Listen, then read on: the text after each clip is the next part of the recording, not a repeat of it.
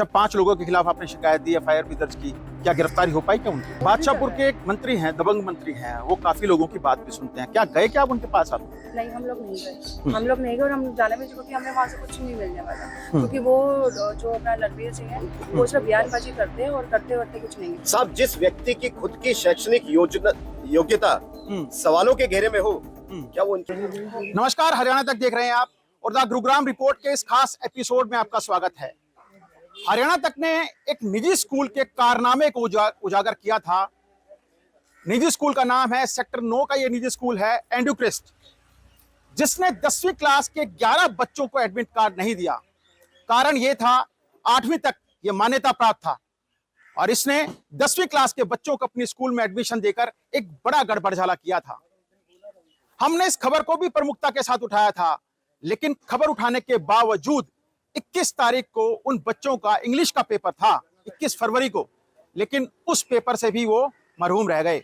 आज ये तमाम लोग पहुंचे हैं गुरुग्राम के सेक्टर 9 पुलिस स्टेशन के बाहर इस थाने का घेराव करने के लिए, क्योंकि एफआईआर दर्ज करने के बावजूद अभी तक गुरुग्राम पुलिस ने जो 5 नामजद लोग थे उनको गिरफ्तार तक नहीं किया है।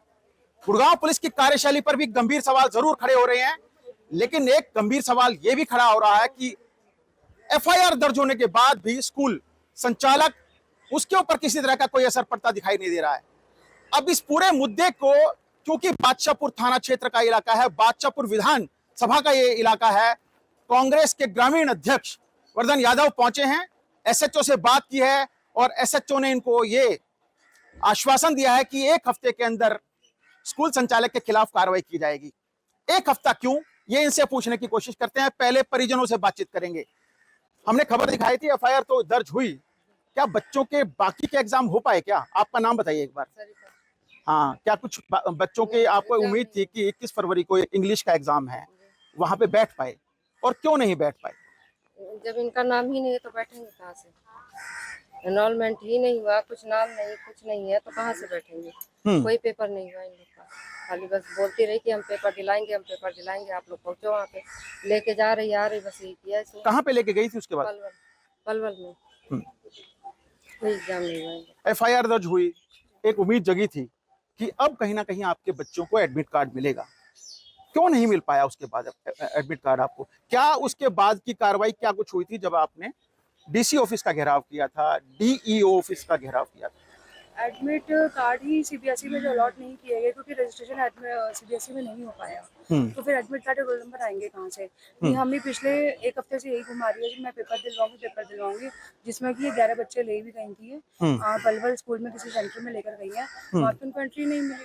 तो फिर रजिस्ट्रेशन है, रोल नंबर है ही नहीं, तो एंट्री कहाँ से होगी? वहाँ से शाम को 4 बजे धक्के खिला के वापस ले आई, और फिर यहाँ के फिर वही है कि मैं यहाँ करूंगी, मैं ऐसे करूंगी, मेरी सीबीएसई में बातचीत हो गई है, मैंने कैश भर लिया है, मैं लेकर जा रही हूँ, मतलब ऐसे नौटंकी करके उसने दिखाई। हमने कोई चीज बोली थी, हमें कैश से तुम्हारे कोई मतलब नहीं है, हमारे बच्चों के एग्जाम दिलाते, हमारे बच्चों का साल बचा दे। अच्छा, 5 लोगों के खिलाफ आपने शिकायत दी, एफआईआर भी दर्ज की, क्या गिरफ्तारी हो पाई क्या उनकी? नहीं, कोई गिरफ्तारी नहीं हुई है। ये एफआईआर तो हमें ऐसे, मतलब मुझे जो लग रहा है, ये तो एफआईआर एक लॉलीपॉप दिया गया हमें, एफआईआर और घर जाओ। तो उसमें आज 5 दिन हो चुके हैं एफआईआर हुए। एफआईआर होने के बावजूद तो ऐसे गिरफ्तारी क्यों नहीं हुई?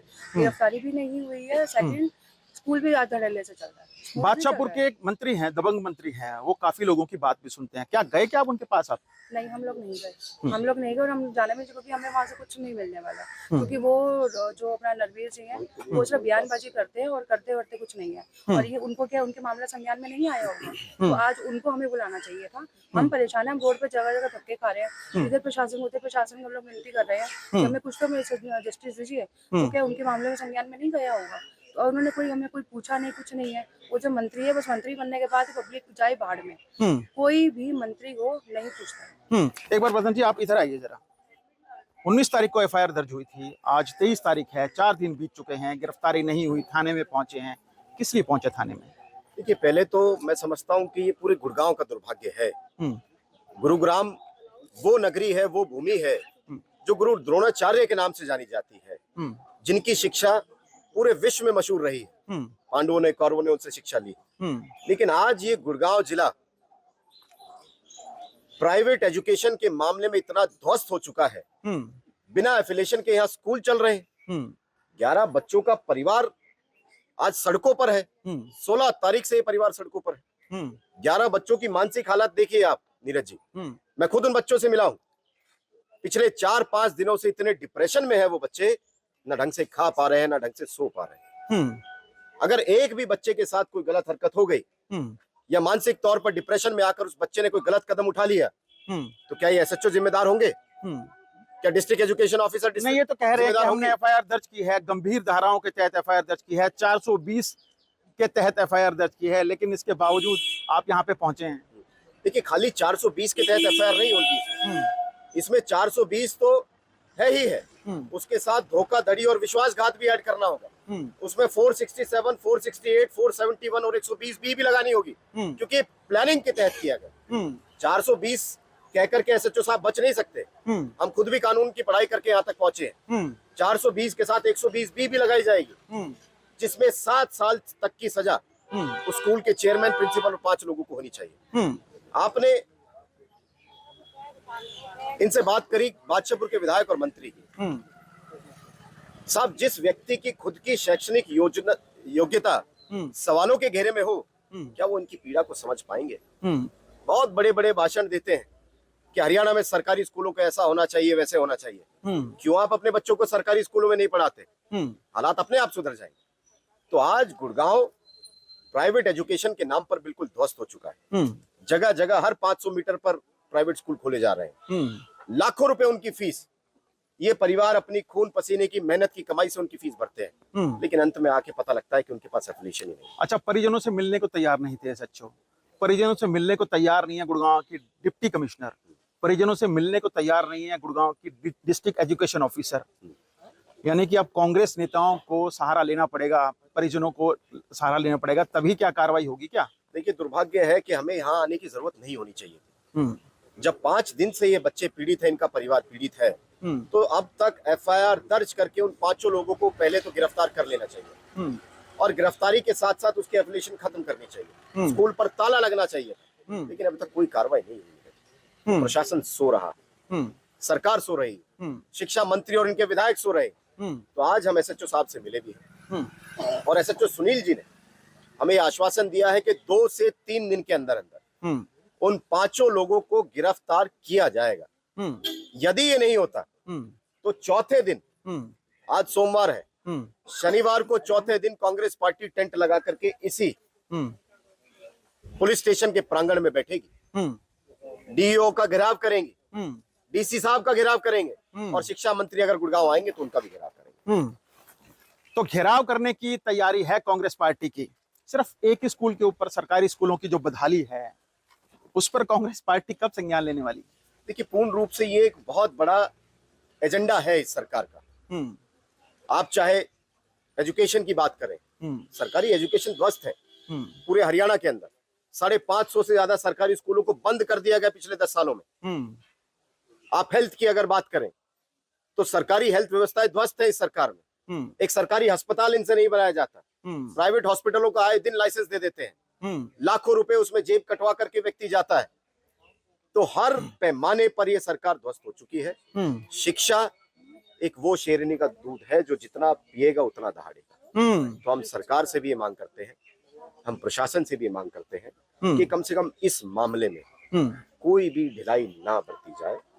जल्द से जल्द एजुक्रेस्ट इंटरनेशनल स्कूल की मान्यता रद्द हो, एफिलिएशन रद्द हो, स्कूल पर ताला लगे, 5 लोगों को गिरफ्तार करें, धोखाधड़ी विश्वासघात के तहत उनके ऊपर केस दर्ज हो, और जिन बच्चों का 1 साल खराब हुआ है उन बच्चों को चाहे सीबीएसई, चाहे यूजीसी या प्रशासन की तरफ से कोई ना कोई रियायत जरूर दी जाए। मेरे साथ इस वक्त तो कांग्रेस के जिला शहरी अध्यक्ष हैं पंकज डावर।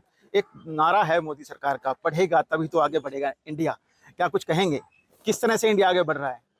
तो पहले ही कह चुका हूँ, एक जोरदार नारा दिया था, बढ़ेगा इंडिया तो बढ़ेगा इंडिया। तो इंडिया ऐसे बढ़ाएंगे, इसी तरीके से इंडिया बढ़ाने का काम मुझे नजर आ रहा है।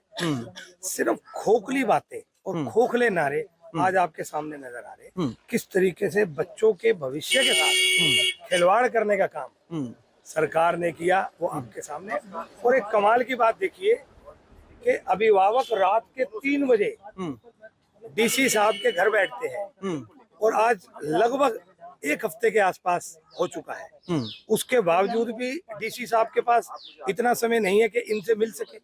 आज दर दर की ठोकरें खा रहे, डीसी साहब इनसे मिल नहीं रहे। ये ऐसा आज प्रशासन हो गया गुड़गांव में। अच्छा, बच्चों से मिले हैं, बच्चों की मनोस्थिति कैसी है? देखिए, बच्चे सबके बराबर, बच्चों बड़े नाजुक दिल के बच्चे हैं। एक डिप्रेशन में जा चुके हैं कि हमारा 1 साल खराब हुआ, उसका क्या होगा।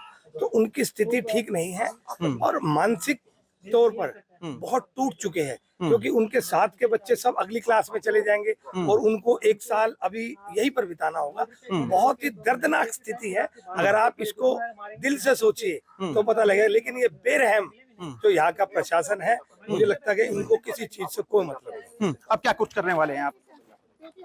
देखिए, अभी एसएचओ साहब ने 1 हफ्ते का टाइम दिया है कि 1 हफ्ते में है हम इनको अरेस्ट कर लेंगे। और अगर 1 हफ्ते तक इन्होंने आरोपियों को अरेस्ट नहीं किया तो इस थाने का भी, देखिए थाने का बोर्ड दिखाइए, सेक्टर 9A का थाना, इसका घेराव करने का काम कांग्रेस पार्टी करेगी।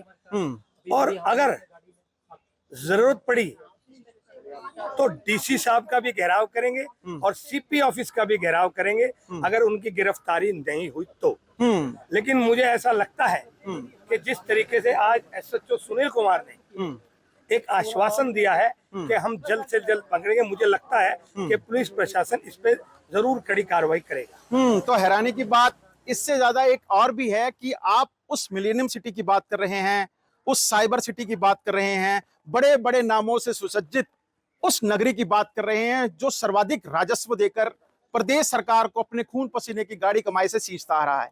और इस इलाके के बिल्कुल पॉश इलाके में सेक्टर 9A का थाना क्षेत्र है, एडुग्रस स्कूल का ये मामला है, जहां पे 26 बच्चों का एडमिशन किया गया, लेकिन 11 बच्चे मरहूम रह गए 10वीं क्लास की परीक्षा देने से।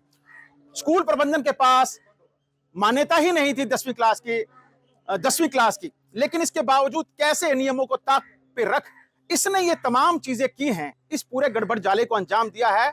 एक सवालिया निशान डिस्ट्रिक्ट एजुकेशन ऑफिसर पर भी खड़ा हो रहा है, शिक्षा विभाग पर भी खड़ा हो रहा है, और तमाम वो मंत्री, चाहे वो केंद्रीय मंत्री राव इंद्रजीत सिंह हो, गुड़गांव के ही सांसद हैं, और एक और इस इलाके के बादशाहपुर विधानसभा के विधायक और मंत्री राव नरवीर, जो कि अपने बयानों के कारण जाने जाते हैं, अपने बयानबाजी के कारण जाते हैं, अधिकारियों पर धमक के कारण जाने जाते हैं, वो भी इसी इलाके के रहने वाले हैं। खबरें उन्होंने भी देखी होगी, लेकिन अब तक उनके मुंह से एक बार भी इन परिजनों के लिए एक सांत्वना भरा शब्द नहीं निकला है।